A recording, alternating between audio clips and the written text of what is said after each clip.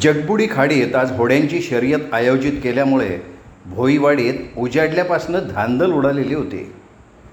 तुंबाड, करजी, सवणस, धामणदिवी, सोनगाव इत्यादी गावातनं शर्यतीत भाग घेण्यासाठी होड्या आलेल्या होत्या. प्रत्येकाच्या चेहऱ्यावर जबरदस्त आत्मविश्वास होता. काळोराम राकट चेहऱ्यांवर शर्यत जिंकण्याची ईर्ष्या दिसत होती. शर्यत जिंकणाऱ्याला चांदीची ढाल आणि ₹551 आणि खोतांच्या हस्ते मानाचा फेटा बांधून त्याची गावातून वाजत गाजत मिरवणूक काढण्यात येणार होती. जगबुडीचं काळभोर मचूळ पाणी संथ वाहत होतं. सूर्यप्रकाशानं पाणी चमचमत होतं.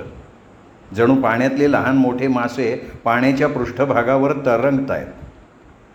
किनाऱ्याला शर्यतीत भाग घेतलेल्या 14-15 होड्या नांगर टाकून उभ्या होत्या. अंगात लाल रंगाचा आखूड सदरा घातलेले आणि कमरेला रंगीबेरंगी रुमाल नेसलेले भोई डोळ्यात तेल घालून त्यांच्या होड्यांची पाहणी करत होते. खालपासून अगदी वरपर्यंत होडीचं सुकाणू डोळ्यांखालनं घालत होते. न जाणो सुकाणू मध्येच मोडेल किंवा होडीत पाणी भरून होडी बुडाली तर घेतलेली मेहनत फुकट जाणार होती. होड्यांच्या शर्यती जीवावर सुद्धा बेतलेल्या होत्या, तरीही प्रत्येक वर्षी शर्यती व्हायच्याच. त्या शर्यतीत उत्साह अगदी ठासून भरलेला असे. प्रतिस्पर्ध्याला चारी मुंड्या चीत करण्याची मनात ईर्ष्या असे. मग भले त्यासाठी कुठलीही किंमत मोजावी लागली तरी बेहत्तर, असा प्रत्येकाचा चेहऱ्याचा नूर होता. निळं आभाळ होड्यांच्या शर्यती बघण्यासाठी कमालीचं अधीर झालेलं होतं. एखाद्या कसबी चित्रकारानं कॅनव्हासवर हातातल्या कुंचल्यानं आडवे तिडवे फराटे मारावेत तद्वत आभाळ दिसत होतं.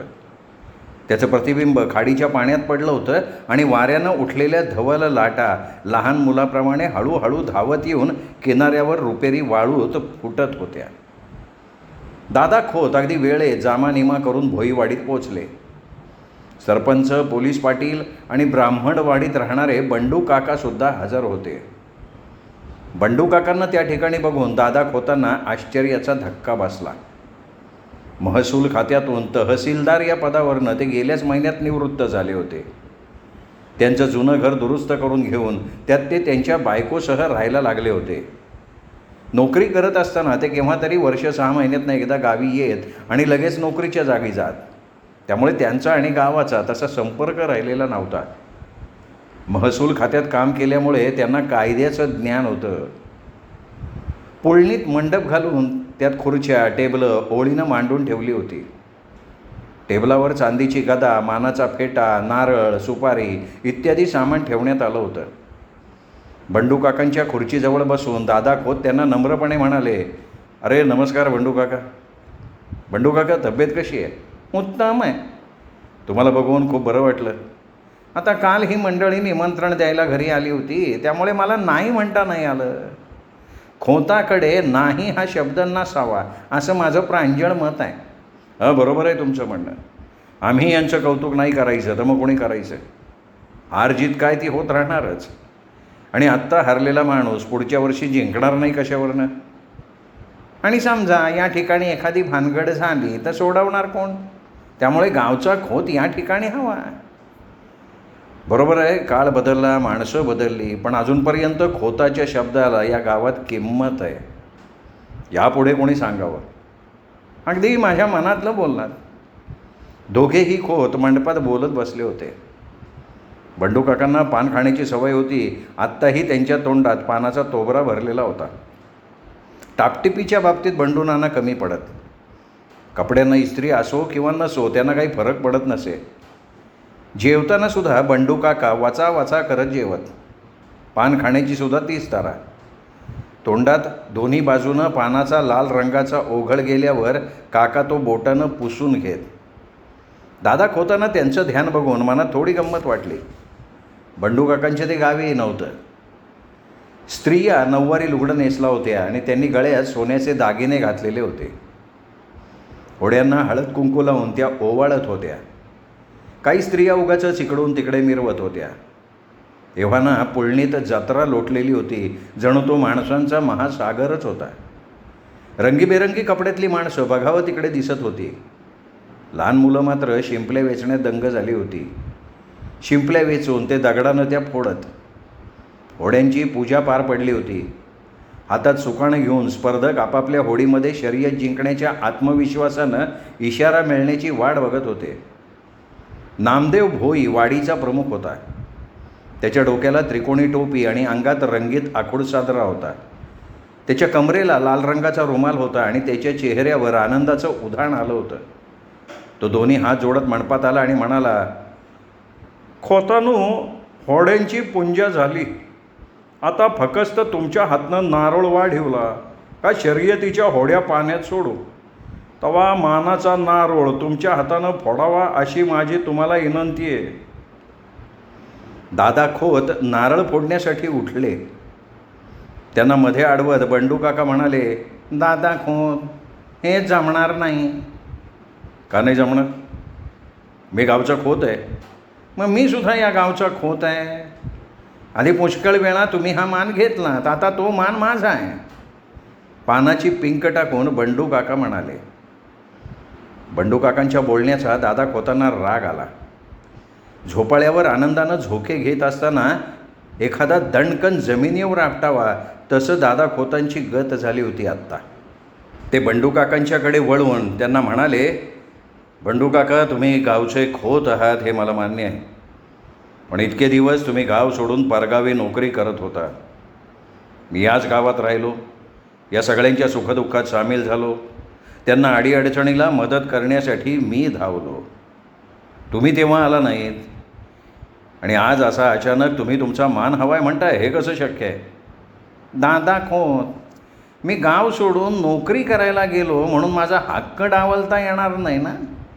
पिढ्यानपिढ्या चालत आलेली रीत आहे ही. तेव्हा तुम्ही सन्मानानं माघार घेतली तर फार बरं होईल. मी कशासाठी माघार घेऊ? तुम्हाला जसं यांनी आमंत्रित केलं आहे तसं मला सुद्धा आमंत्रित केलं आहे. तेव्हा तुमचा हा वाद निरर्थक आहे. दादा खोत, हा वाद निरर्थक ठरवण्याचा अधिकार तुम्हाला या ठिकाणी दिला कोणी? मला जरा सांगा बरं. बंडू काका आता इरेला पेटले होते.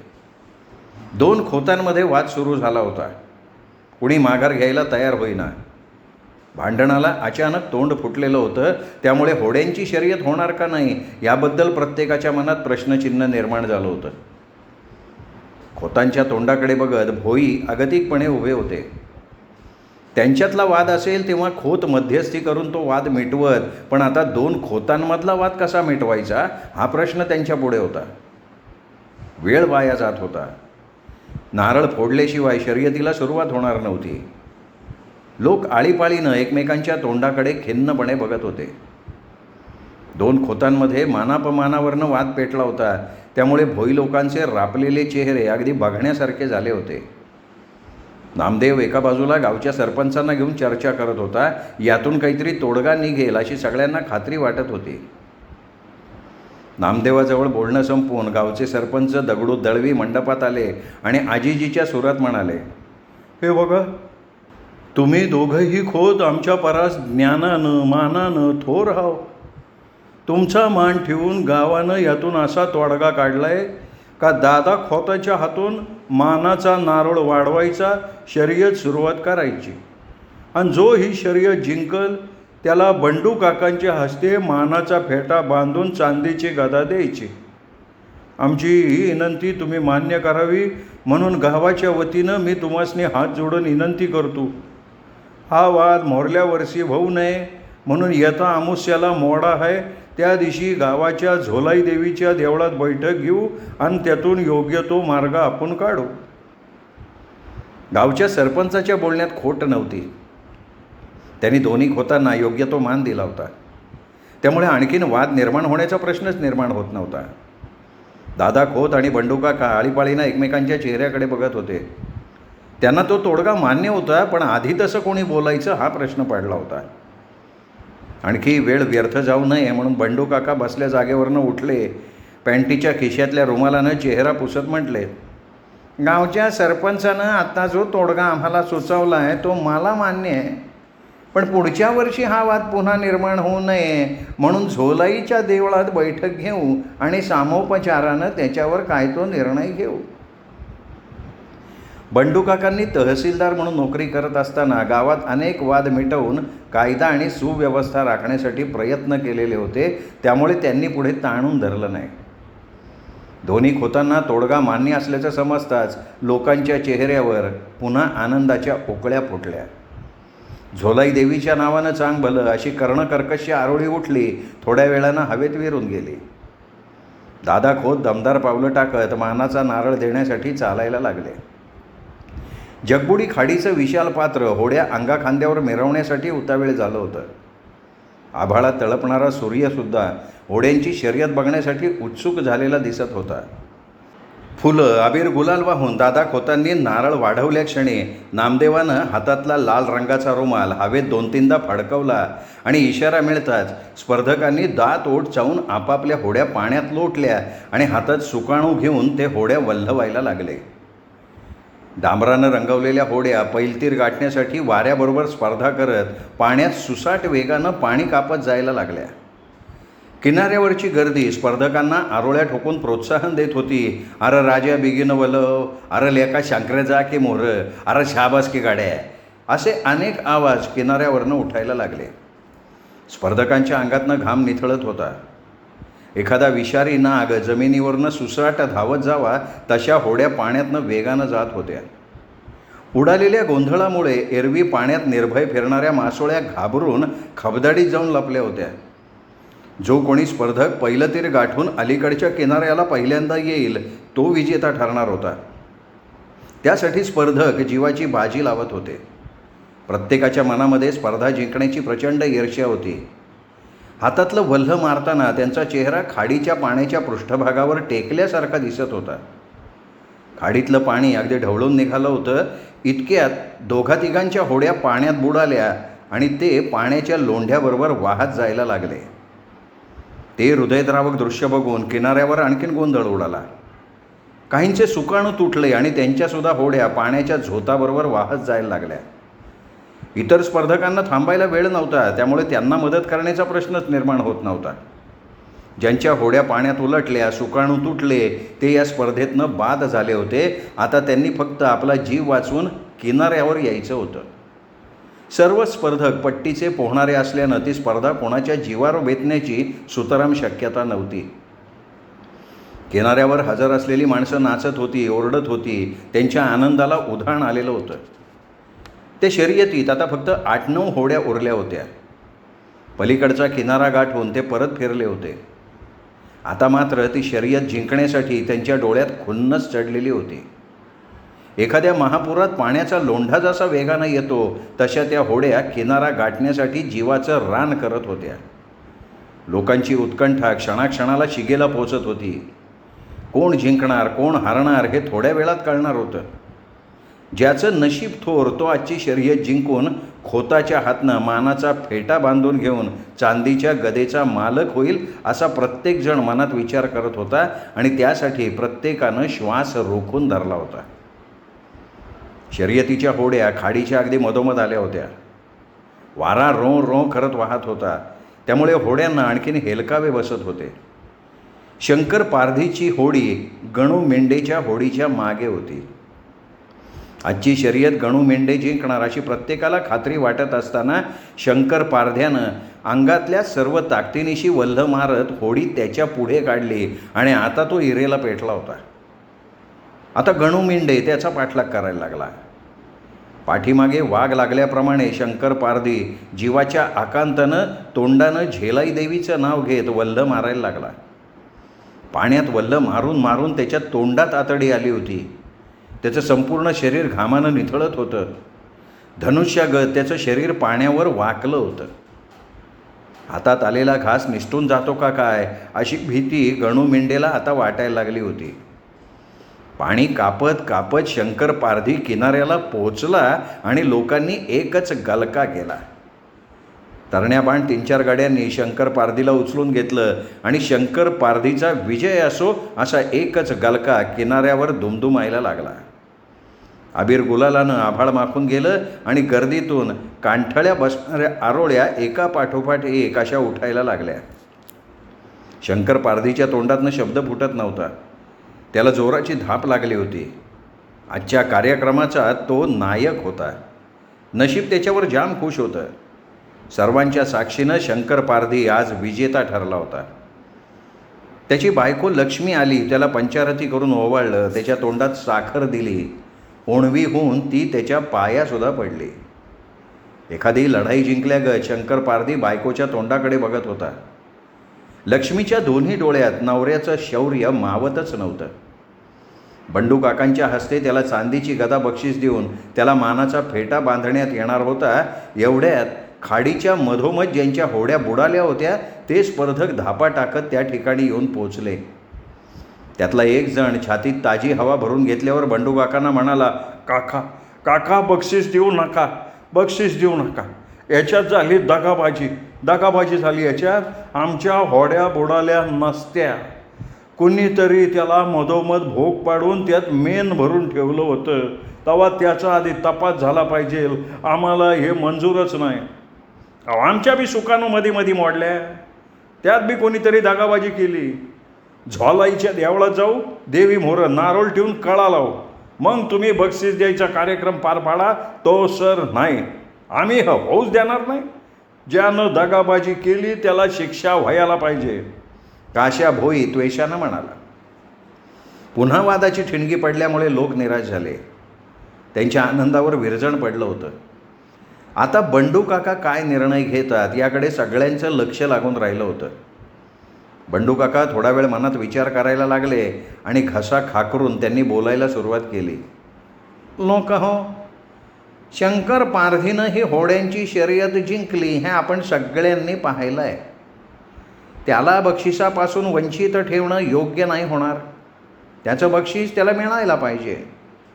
याच्या बाबतीत जो काही वाद असेल तो आपण नंतर चर्चा करून सोडवू. तेव्हा या कार्यक्रमाला कुणी आडकाठी करू नये असं आपलं माझं मत आहे. दादा खोत त्यांची री ओढत म्हणाले, हे बघा, बंडू काकांचं म्हणणं अगदी योग्य आहे. शर्यत म्हटली की त्यात अडचणी या येणारच, त्या गृहीत धरायला हव्यात. तेव्हा हा बक्षीस समारंभाचा कार्यक्रम या मंडपात पार पाडणार.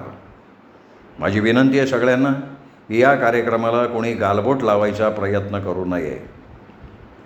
खोतांचा विचार सगळ्यांना पटला. आता बक्षीस समारंभ पार पाडणार म्हणून सगळ्यांच्या चेहऱ्यावर आनंद दिसायला लागला. तक्रार करणाऱ्या लोकांनी धुसफूस करत तिथनं काढता पाय घेतला. बंडू काकांच्या हस्ते शंकर पारधीला चांदीची गदा देऊन त्याला मानाचा फेटा बांधण्यात आला. बैलगाडी फुलांनी सजवून सपत्नीक त्याची गावातनं ढोल ताशाच्या गजरात मिरवणूक काढण्यात आली. अबीर गुलालानं आभाळ माखलं होतं आणि आरोळ्या शिट्ट्यांनी संपूर्ण वातावरण अगदी दुमदमून गेलं होतं. दारा खिडक्यातनं लोक मिरवणूक बघत उभे होते. लोकांच्या कौतुकानं शंकर मोरपिसाप्रमाणे हवेत तरंगत होता. त्याची छाती गर्वानं फुगली होती. झोलाईच्या देवळाजवळ मिरवणूक संपली तेव्हा दादा खोतांनी वाड्याकडे जायची वाट धरली. अबीर गुलालानं त्यांच्या अंगावरचे कपडे माखले होते. त्यांच्या तोंडावर आणि डोक्यावर सुद्धा गुलाल उडाला होता. त्यांचं ते ध्यान अगदी बघण्यासारखं झालं होतं. खिशातला रुमाल काढून दादा खोतांनी चेहरा पुसून घेतला. कपडे झटकले आणि पुन्हा ते रस्त्यावरनं चालायला लागले. कोकमाच्या झाडाखाली 3-4 मुलं होलट्यानं पिकलेली कोकमं पाडून खात होती. त्यांची तोंडं कोकमं खाऊन लाल झाली होती. एकमेकांना ढकलाबुकल करत ते होलटा फेकून कोकमं पाडत होते. दादा खोतांनी त्यांच्याकडे एकदाच बघितलं. पुन्हा त्यांनी त्यांची नजर त्या मुलांकडे वळवली नाही. संपूर्ण गावासमोर बंडू काकांनी आज त्यांना मानपानावरनं रोखलं होतं. तो घाव त्यांच्या जिव्हारी लागलेला होता. इतक्या दिवसात त्यांना गावात तसं कोणी रोखलेलं नव्हतं. दादा खोत मनामध्ये त्याचाच विचार करत चालत होते. मगासचा रस्ता सोडून आता ते पाखाडीवरनं चालत होते. ती पाखाडी शंकराच्या देवळासमोरून वाड्याकडे जात होती. वाटेत शंकराचं देऊळ लागल्यामुळे दादा खोत शंकराचं दर्शन घेण्यासाठी देवळात शिरले. त्यांनी दोन्ही हात जोडून शंकराला नमस्कार केला. इतक्यात त्यांचं लक्ष भिंतीजवळ हातात शंख घेऊन उभ्या असलेल्या अनंताकडे गेलं. त्यांना थोडं आश्चर्य वाटलं. दादा खोतांना बघून अनंतानं त्याची नजर दुसरीकडे वळवली. अनंत आपला तिरस्कार करतो हे दादा खोतांच्या चटकन लक्षात आलं. देवळात आलेली ही ब्याद कधी एकदा इथनं बाहेर पडते असे भाव अनंताच्या चेहऱ्यावर उमटलेले होते. दादा खोतांच्या सावलीचाही तो मनातल्या मनात द्वेष करायचा. दादा खोतांनी त्याची चौकशी करत त्याला मायेनं विचारलं, अनंत, अरे एकटाच देवळात काय करतोयस? माझी कोणी कशाला चौकशी करायची? अनंत गुरमीत म्हणाला, अरे तुला घर नाही आहे का? नाही आहे. अरे असं वेड्यासारखं काय बोलतोयस? हो आहे मी वेडा, मला वेड लागलं आहे. अनंत दुरुत्तरं करत होता.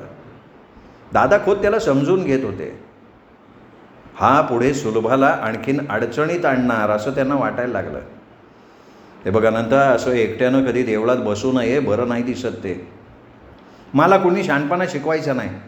काय करायचं काय करायचं नाही हे मला समजतं, तेवढी अक्कल मला देवाने दिली. अनंत, अरे मोठ्या माणसांशी अशा शब्दात कोणी बोलतं का? म्हणजे मोठ्या माणसांनी चुका करायच्या ना आम्हाला शहाणपणाच्या गोष्टी शिकवायच्या, हे मला कळतं या. अनंत अजून आवाज मोठा करत म्हणाला, हे बघा अनंत, तू अजून लहान आहेस. लहान मुलांनी मोठ्या माणसाचा मान ठेवायचा असतो. ते माझं मी बघीन ना. तुला माझं बोलणं आवडत नाही आहे का? नाही आवडत. का बरं? मला नाही सांगता येणार. तुला सांगावं लागेल. नाही सांगितलं तर काय करणार तुम्ही? त्याच्या प्रश्नाला दादा खोत उत्तर देऊ शकले नाहीत. त्यांना त्याचा मनस्वी राग आला होता. अशी दुरुत्तरं त्यांना अजूनपर्यंत कोणी दिली नव्हती आणि हा कालचा मुलगा त्यांच्या डोळ्यात डोळे घालून त्यांना जाब विचारल्याप्रमाणे त्यांच्याशी मोठ्या आवाजात बोलत होता. आईसमोर मी तुम्हाला कधी काही विचारू शकलो नाही. अनंत दादा खोतांवर नजर रोखून म्हणाला, बरं मग मला तुम्हाला आत्ता एक प्रश्न विचारायचा आहे, तुम्ही त्याचं उत्तर द्याल का? तुम्हाला प्रश्न विचार, त्याचं उत्तर द्यायचं किंवा नाही हे मी ठरवेन. मग विचारू. बेलाशक, तुम्ही माझ्या घरी येता जाता, माझ्या आईच्या हातचं जेवण जेवता, मग तुमचं आणि माझं नातं काय आहे हे तुम्ही मला सांगान का? दादा खोत त्याच्या प्रश्नांचं झटकन उत्तर देऊ शकले नाहीत. ते थोडे गडबडले खरे. ज्या प्रश्नाचं उत्तर आपण देऊ शकत नाही, नेमका तो प्रश्न हा मुलगा मला विचारेल असं त्यांना स्वप्नात सुद्धा कधी वाटलं नव्हतं. याच्याशी आपण नाहक बोलणं उकरून काढलं. तो देवळात एकटा बसला होता तेच योग्य होतं असं त्यांना वाटायला लागलं. तुम्ही स्वतःला या गावाचे खोत म्हणवता आणि तुम्ही माझ्याशी एवढ्या छोट्या प्रश्नाचं उत्तर देऊ शकत नाही. कसले हो तुम्ही खोत? हे बघ, तुझ्या प्रश्नाचं उत्तर मी नंतर कधीतरी देईन. आत्ता मला घरी जायला उशीर होतोय. तुम्ही माझ्या प्रश्नाचं उत्तर द्यायचं टाळताय, माझ्या ध्यानात आलं आहे. हे बघ, तू आत्ता घरी जा. तू घरी जा, सुलभा तुझी वाट बघत असेल. या देवळात फक्त खोतांनी तेवढं यायचं, इतरांनी यायचं नाही असं अजूनपर्यंत गावाने कायदा केलेला नाही. तुझ्याशी बोलणंच व्यर्थ आहे. मी आपला जातोच कसा? माझ्याशी तुम्हाला बोलताच येत नाही ना. अनंताने त्यांना तोडीस तोड उत्तर दिलं. दादा खोत दाण दाण पाय आपटत देवळाच्या बाहेर पडले. अनंता त्यांच्या पाठीमागे जोरजोरात शंख वाजवायला लागला. त्याचा आवाज दूरवर ऐकू जायला लागला. आतडी तोंडात येईपर्यंत तो शंख जोरजोरात फुंकत होता, जणू तो त्याच्या मनातला राग शंख फुंकून व्यक्त करत होता. आजचा उगवलेला दिवस दादा खोतांसाठी अजिबात चांगला नव्हता. कार्यक्रमाच्या मंडपात एकतर त्यांना विरोध करून बंडू काकांनी त्यांचं डोकं आधीच खाल्लं होतं. ही घटना पुसटशी होईपर्यंत अनंतानं त्यांना उलटे सुलटे प्रश्न विचारून मनस्ताप दिला होता. तो मनस्ताप सहन करण्यापलीकडे दादा खोत काहीही करू शकले नाहीत. त्यांनी अनंतासमोर आपला पराभव मान्य केला. उद्विग्न मनस्थितीमध्ये दादा खोत वाड्यात शिरले. बायकोला अनुराधा अशी हाक मारून ते दिवाणखान्यात पंख्याची हवा खात बसले. थोड्याच वेळात हातात पाण्याचा तांब्या आणि पेला घेऊन अनुराधा बैठकीच्या खोलीत आल्या. दादा खोतांचं ध्यान बघून त्यांना हसायला आलं. अनुराधा आपल्याला हसतील हे त्यांच्या ध्यानात आलं होतं. भांड्यात पाणी ओतून दादा खोत ते पाणी घाटाघाटा प्यायले. पोटात पाणी गेल्यावर त्यांना थोडं बरं वाटलं. सकाळपासून त्यांना खूप थकवा आला होता. कार्यक्रमाची चौकशी करत अनुराधानं त्यांना विचारलं, कसा झाला होड्यांच्या शर्यतीचा कार्यक्रम? नेहमीसारखा झाला. वाद झाला तो आम्ही सामोपचारानं मिटवला. नशीब आज कोणी कोणाचं डोकं फोडलं नाही ते, नाही तर मला साक्षी द्यायला तालुक्याला जायला लागलं असतं. हल्ली कोणी कोणाचं ना ऐकूनच घेत नाही, त्यामुळे वादाला तोंड फुटतं. तू म्हणतेस ते अगदी बरोबर आहे. पण माझ्या आता एक गोष्ट लक्षात आली आहे की कुठली? खोतांच्या बोलण्याला अजूनही गावात मान आहे. कालौघात सगळं काही संपलेलं नाही आहे. अहो, सरकारनं कुळांसाठी कितीही कायदे करू देत, पण कायदा केला म्हणून माणसाचा स्वभाव नाही ना बदलत. अनुराधा, परक्या माणसाचं एक वेळ ठीक आहे गं, पण आपलीच माणसं जर आपल्या वाईटावर उठत असतील तर. मला कळलं नाही तुम्हाला नेमकं काय म्हणायचं आहे. सांगतो. त्याचं असं आहे अनुराधा की मागच्या महिन्यात बंडू काका रिटायर होऊन गावी आले. आता त्यांना झाली आहे उपरती. नेमकं काय झालं सांगा ना. आज जगबुडी खडीत होड्यांच्या शर्यती होत्या हे तुला माहिती आहे. प्रत्येक वर्षी शर्यतीत शुभारंभाचा नारळ फोडण्याचा मान गाव आपल्याला द्यायचा, त्याला बंडू काकांनी आज विरोध केला. अगं बाई, का? त्यांचं म्हणणं की तो मान त्यांचा आहे. नोकरीनिमित्तानं ते परगावी होते म्हणून त्यांचा खोतीचा अधिकार जात नाही असं त्यांचं म्हणणं. तुला सांगतो अनुराधा, हा माणूस दिसतो तसा नाही आहे, आतल्या गाठीचा आहे तो. गावी आल्यावर तो आता स्वस्थ बसणारच नाही कधी. ते आता आपल्या कुळांना जागा करून आपल्या विरुद्ध भडकावणार. आपल्याजवळ ते समजा गोड बोलले तरी त्यांच्या मनातला डाव आपण कधी ओळखू शकणार नाही. मी त्यांना माझ्या लहानपणापासून ओळखतो आहे. हे बघा, आपली कुळं कुणाचं ऐकून घेणार नाहीत. तुम्ही काळजी नका करू. अनुराधा, या भ्रमात राहून आपल्याला जमणार नाही. काळ बदलला आहे. लोक स्वार्थी झालेत, आत्मतलेबी झालेत. पूर्वीचा प्रामाणिकपणा आता लोकांकडे चुकूनही राहिलेला नाही. आणि फायदा होत असेल तर लोक त्यांचं का नाही ऐकणार. दादा खोत मगापासून अस्वस्थ का होते याचं खरं कारण आत्ता अनुराधाला कळलं होतं. दादा खोत तसं चुकीचं काहीच बोलत नव्हते. त्यांच्या मनातली भीती कमी करण्यासाठी आणि त्यांना थोडा धीर देण्यासाठी त्या म्हणाल्या, अहो, त्याची आत्ताच कशाला काळजी करायची. ज्यावेळी तसा प्रश्न निर्माण होईल ना त्यावेळी बघू ना काय करायचं ते. आता तुम्ही उठा आणि मोरीत जाऊन आधी आंघोळ करा बाई. गुलालानं तुमचे कपडे अंग माखून गेलं आहे हो. हे काय, उठलोच की. दादा खोत मोरीच्या दिशेनं सावकाश पावलं टाकत जायला लागले आणि त्यांच्या मागून अनुराधा संथ पावलं टाकत चालायला लागल्या. संध्याकाळ झाली होती. सुलभा देवाची समई लावत होती. अनंता भकाश चेहऱ्यानं झोपाळ्यावर येऊन बसला होता. देवाची समई करत असताना सुलभाचं संपूर्ण लक्ष त्याच्याकडे होतं.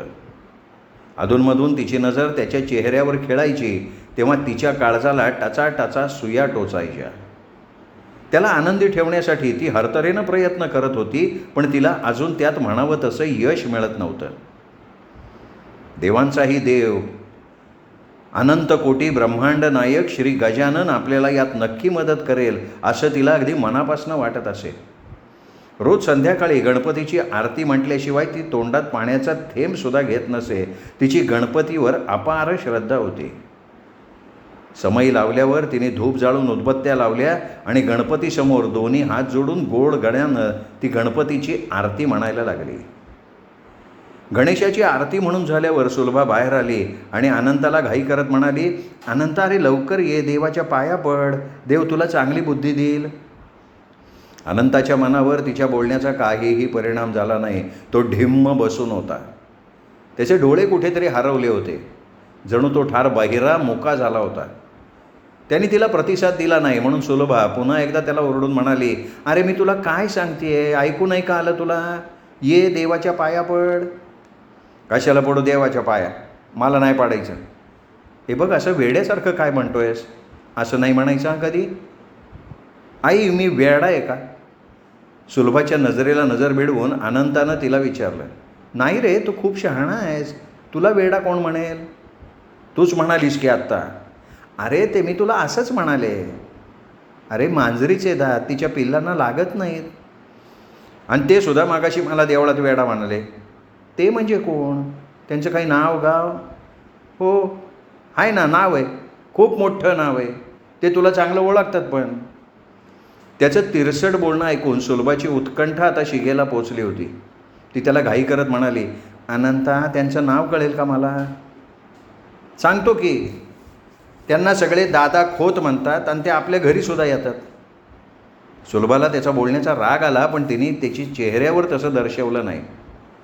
एखाद्या अनोळखी माणसाबद्दल बोलावं तसा तो तिच्यासमोर बोलत होता. हा कार्टा नक्कीच त्यांना उद्धट असं काहीतरी बोलला असेल असं तिला वाटायला लागलं. तिने त्याला पुढे विचारलं, पण ते तुला असं का म्हणाले हे सांगशील का? मी देवळात एकटाच बसलो होतो ना म्हणून. मग काय चुकलं त्यांचं? एकटंच कशाला देवळात बसायचं सांग बरं. हे बघ आई, तू माझं काही ना ऐकून घेतात, त्यांचं म्हणणं बरोबर आहे असं कसं काय म्हणते? याच्याशी पुढे बोलत बसलो तर आपल्या मनाला आणखीन यातना होतील. हा कार्टा आता लहान थोर कोणाला ओळखत नाही.